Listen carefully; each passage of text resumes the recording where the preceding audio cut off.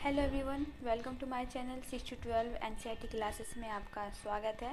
तो चलिए आज सेकंड पार्ट स्टार्ट करते हैं। ओके, आइए हम लोग सेकंड पार्ट यहाँ से स्टार्ट करते हैं। ये पैसा बीज, खाद और कीटनाशक खरीदने के लिए साहूकार से कर्ज लिया जाता है। अगर बीज अच्छी किस्म के नहीं होते या फसल को कीड़ा लग जाते हैं तो पूरी फसल बर्बाद हो सकती है। बारिश पूरी नहीं होने पर भी फसल खराब हो सकती है। ऐसी स्थिति में किसान अपना उधार नहीं चुका पाते और कई बार परिवार चलाने के लिए उन्हें और पैसा कर्ज के जल्दी ही कर्ज इतना बढ़ जाता है कि किसान कितना भी कमा ले वो उसे चुका नहीं पाता। इस स्थिति में कहते हैं कि किसान कर्ज तले दब गया। पिछले कुछ सालों में ये किसान की विपदा का मुख्य कारण बन गया। कई क्षेत्रों में किसानों ने कर्ज के बोझ से दब कर आत्महत्या कर ली। रामलिंगम की करू थम्मा जमीन के अलावा रामलिंगम के परिवार के पास एक चावल की मिल है और बीज व कीटनाशक बेचने के लिए एक दुकान है। चावल की मिल में उन्होंने कुछ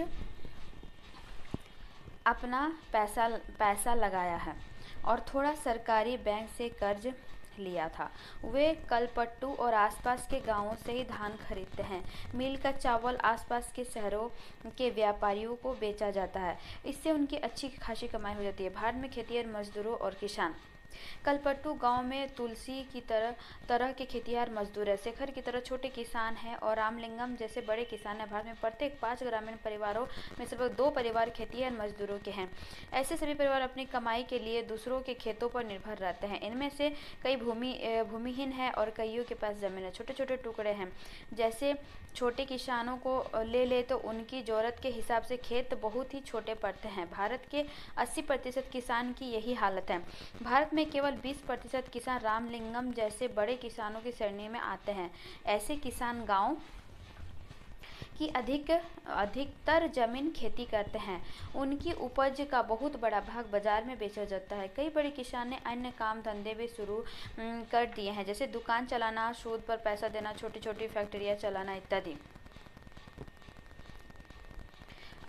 हमने कलपट्टू में होने वाली खेती के बारे में पढ़ा। ग्रामीण में खेती के साथ साथ लोग जंगल की उपज और पशुओं आदि पर निर्भर रहते हैं। उदाहरण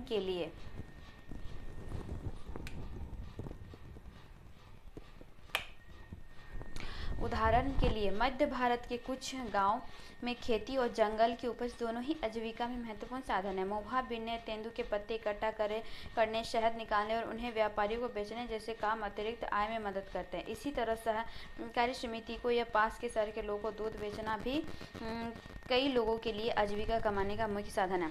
समुद्र तटीय इलाकों में हम देखते हैं कि पूरे के पूरे गांव मछली पकड़ने में लगे हुए हैं। आइए अरुणा और परिवेलन के जीवन के बारे में पढ़कर मछली पकड़ने वाले एक परिवार के बारे में थोड़े और जानें। यह परिवार कलपट्टू के पास पुदुपेट नाम के गांव में रहता है। देखिए, नागालैंड की श्रीनुमा खेत। एक गांव है जिसका नाम है चिजामी है। यह नागालैंड के फेक जिले में है। इस गांव में रहने वाले लोग चखेसंग समुदाय के हैं। वे सीढ़ीनुमा खेती करते हैं। इसका मतलब है कि पहाड़ी की ढलाऊ जमीन को छोटे छोटे सपाट टुकड़ों में बांटा जाता है और उस जमीन के सीढ़ियों के रूप में बदल दिया जाता है। प्रत्येक सपाट टुकड़े किनारे को ऊपर देते हैं जिससे पानी भरा रह पाए। यह चावल की खेती के लिए सबसे अच्छा है। चिजामी लोगों के पास अपने अपने खेत हैं, लेकिन वे इकट्ठे होकर एक दूसरे के खेत में भी काम करते हैं। वे 6 से 8 लोगों का एक समूह बनाते हैं और इकट्ठे मिलकर पहाड़ के एक हिस्से पर घास पतवार साफ करते हैं। जब दिन का काम खत्म हो जाता है तो सारा समय इकट्ठे बैठकर खाना खाता है। ऐसा कई दिन तक चलता रहता है जब तक काम खत्म नहीं होता है। अरुणा और परिवेलन। पुदुपेट कलपट्टू से ज़्यादा दूर नहीं। यहाँ लोग मछली पकड़कर अपनी आजीविका चलाते हैं। उनके घर समुद्र के पास होते हैं और वहाँ चारों ओर जाल और कैटामरैन यानी मछुआरों की खास तरह की छोटी नाव की पंक्तियाँ दिखाई देती है। सुबह 7 बजे समुद्र किनारे बड़ी गहमागहमी रहती है। इस समय सारे कैटरमैन मछलियाँ पकड़कर लौट आते हैं। मछली खरीदने और बेचने के लिए बहुत सारी औरतें इकट्ठी हो जाती है। मेरे पति परिवेलन, मेरा भाई जीजा आज बड़ी देर से लौटे। मैं बहुत परेशान हो गई थी। यह हमारे कैटामरैन में इकट्ठे ही समुद्र में जाते हैं। उन्होंने बताया कि आज वे तूफान में फंस गए थे। आज मछलियाँ पकड़ी गई, उनमें से मैंने परिवार के लिए कुछ मछलियाँ एक तरफ उठाकर रख दी, बाकी मैं नीलाम कर दूंगी। इस नीलामी से जो पैसा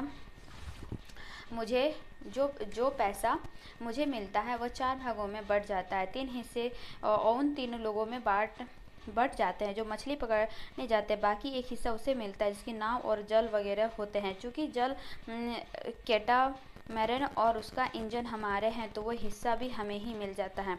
हमने बैंक से उधार लेकर एक इंजन खरीदा है जो कैटामैरन में लगा हुआ है। इससे ये लोग समुद्र में दूर तक जा पाते हैं और ज़्यादा मछलियाँ मिल जाती है।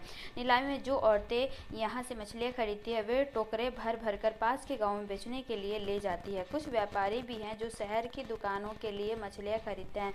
मैं दोपहर 12 बजे तक ही नीलामी का काम निपटा पाती हूँ। शाम को मेरा पति और बाकी रिश्तेदार मिलकर जाल को सुलझाते हैं और उसकी मरम्मत करते हैं। कल सुबह 2 बजे वे फिर समुद्र की तरफ चल देंगे। हर साल मानसून के दौरान करीब 4 महीने तक वे समुद्र में नहीं जा पाते, क्योंकि ये मछलियाँ के प्रजनन का समय होता है। इन महीनों में हम व्यापारी से उधार लेकर अपना गुजारा चलाते हैं। इस कारण बाद में हमें मजबूरी में उसी व्यापारी को मछली बेचनी पड़ती है और हम खुद खुली नीलामी नहीं कर पाते। वे खाली महीने काटना सबसे मुश्किल होता है। पिछले साल सुनामी के कारण हमारा बड़ा नुकसान हुआ। ग्रामीण क्षेत्रों में आजीविका के साधन। ग्रामीण क्षेत्रों में लोग अपनी आय विभिन्न तरीकों से कमाते हैं। कुछ खेती बाड़ी का काम करते हैं और कुछ अन्य काम करके अपनी आजीविका चलाते हैं। खेती में कई तरह के काम शामिल है, जैसे खेत तैयार करना, रोपाई, बुआई, निराई, कटाई। फसल अच्छी हो सके के लिए हम प्रकृति पर निर्भर है। इस तरह जीवन ऋतुओं के इर्द गिर्द ही चलती है। बुआई और कटाई के समय लोग काफ़ी व्यस्त रहते हैं और दूसरे समय का काम का बोझ कम रहता है। देश के अलग अलग क्षेत्रों में ग्रामीण लोग अलग अलग तरह की फसलें उगाते हैं, फिर भी हम उनके जीवन की परिस्थितियों में और उनकी समस्याओं में काफ़ी समानताएं पाते हैं। लोग कैसे ज़िंदगी बसर करते हैं और कितना कमा पाते हैं, यह इस बात पर निर्भर करता है कि वे जिस ज़मीन को जोतते हैं वो कैसी है। कई लोग उस ज़मीन पर मजदूरों के रूप में निर्भर है। ज़्यादातर किसान अपनी ज़रूरतों को पूरा करने और बाज़ार में बेचने के लिए भी फसल उगाते हैं।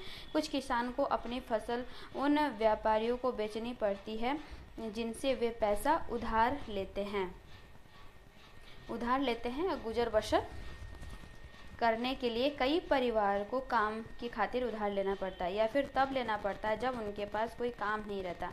ग्रामीण क्षेत्रों में कुछ परिवार ऐसे हैं जो बड़ी बड़ी ज़मीन, व्यापार और अन्य काम धंधों पर फल फूल रहे हैं। फिर भी ज़्यादातर छोटे किसानों, खेतीहर मजदूरों, मछली पकड़ने वाले परिवारों और गांव में हस्तशिल्प का काम करने वाले लोगों को पूरे साल रोजगार नहीं मिल पाता है। तो एवरीवन, यहीं तक आपकी सेकंड पार्ट ख़त्म हो जाती है और हम लोग नेक्स्ट क्लास स्टार्ट करेंगे। ठीक है, 8th चैप्टर हम लोग स्टार्ट करेंगे कल। Okay everyone, thank you everyone.